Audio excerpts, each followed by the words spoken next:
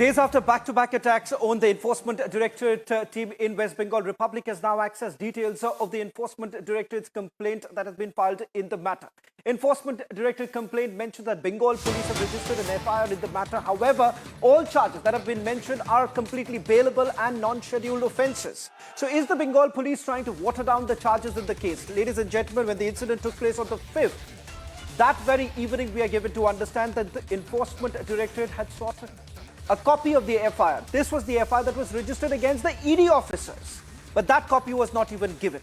Not just that, we are also getting you now details that the Enforcement Directorate had also requested the West Bengal police to perhaps register an FIR against those who had attacked the Enforcement Directorate officers. In fact, we are given to understand 18 sections were being requested by the Enforcement Directorate to be invoked in this case, particularly section 307, that is attempt to murder. It turns out that of the 18 charges that were being requested that the Enforcement Directorate, West Bengal police, ladies and gentlemen, had only filed, or rather invoked, just about all bailable and non-scheduled offences. Let's just take you through some of the details that we're getting in and also go across to our senior editor, Mayuk, who's joining us from the Bangla newsroom, getting us more details. Mayuk, full details have now been accessed by Republic TV. It turns out that a request was made, 18 charges to be invoked, prominently section 307, that is attempt to murder. It turns out West Bengal police completely rejected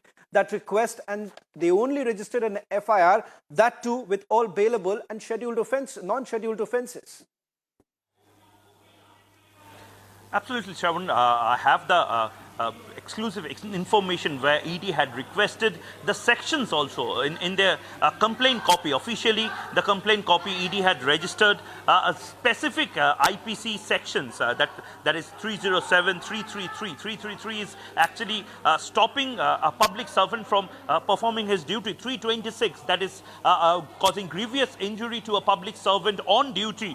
353, 342 of IPC and other sections. Total 18 sections were requested to convert into an FIR by the West Bengal police. But unfortunately, West Bengal police specifically didn't use those sections which were requested by Enforcement Directorate officials. And rather, as you said, that mostly bailable sections were given because of the fact that whether this is trying to water down, this is trying to scale down the seriousness of this entire thing and to safeguard a Trinamool leader, Sheikh Shah Jahan, who knows too much about Jyoti Priya Mallick, the West Bengal minister, as well as several other ministers from North 24 Bangla. Let me tell you, Shravan, North 24 Parganas, the bordering area of Bangladesh and a very crucial district in West Bengal has a number of cases regarding money laundering, number of cases regarding the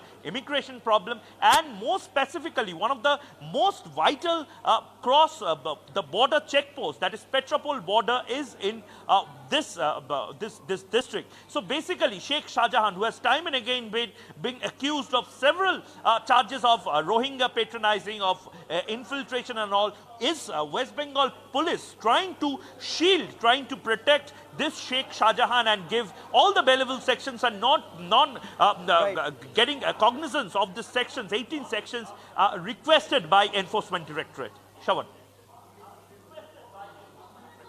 Mayuk, I just want to take our viewers through some of the details of the sections that the Enforcement Directorate had requested the West Bengal police to basically invoke. Let's just go on air right now with the details that we have. Section 307, ladies and gentlemen, that is attempt to murder. Section 333, that's voluntarily causing grievous hurt to deter public servant from his duty. These are the two basic charges that was requested by the Enforcement Directorate to the West Bengal police, that was completely rejected by the West Bengal police, as many would now be saying that whether at all this was yet another attempt that was made by the West Bengal police to try and water down the case. Let's move on to the other big breaking news now coming in. In an exclusive news break, the Enforcement Directorate's investigation into the Bengal ration scam has now revealed that the Enforcement Directorate has tracked around 10,000 crore rupees to Trinamool Congress Minister Jyoti Priya Mallick, who named Shah Jahan Sheikh in that secret note. Remember, that was the big breaking news that we had brought to you last week when the searches were being carried out. Now we are going to take you through some more details.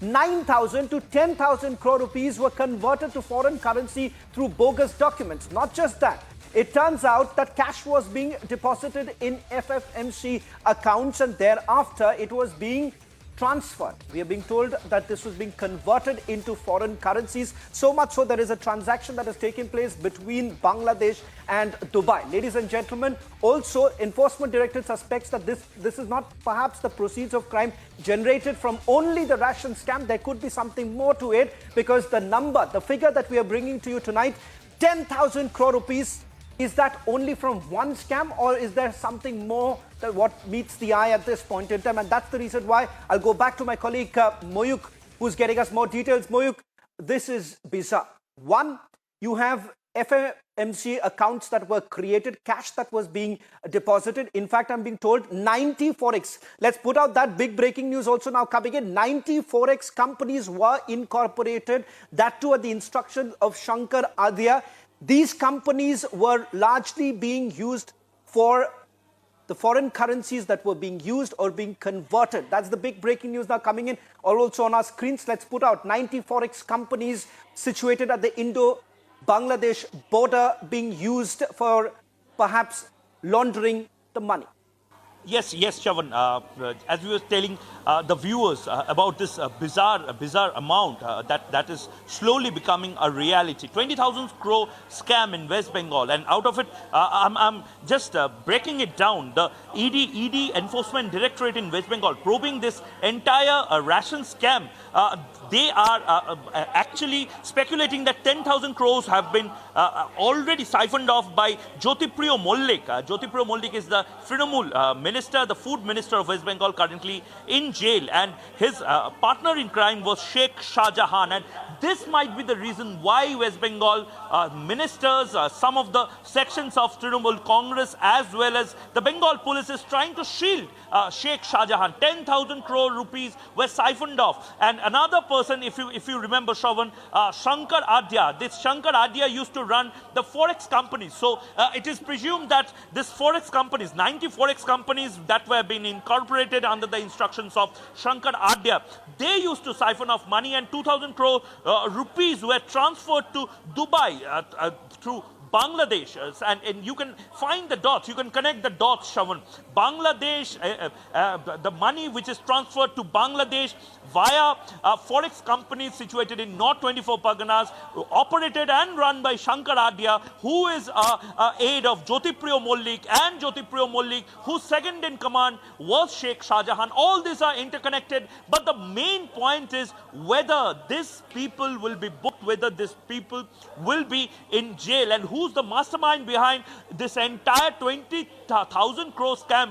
It's a huge amount, Shravan. Most of the people in Bengal, they might be awestruck hearing this number also. 20,000 crore rupees scam, that too directly done by a Trinamool Neta, a Trinamool minister. That is what is being alleged, and Trinamool needs to clarify their stance, because if this 2,000 crore rupees has been siphoned off in Dubai via Bangladesh, then who has operated this entire thing, Shravan?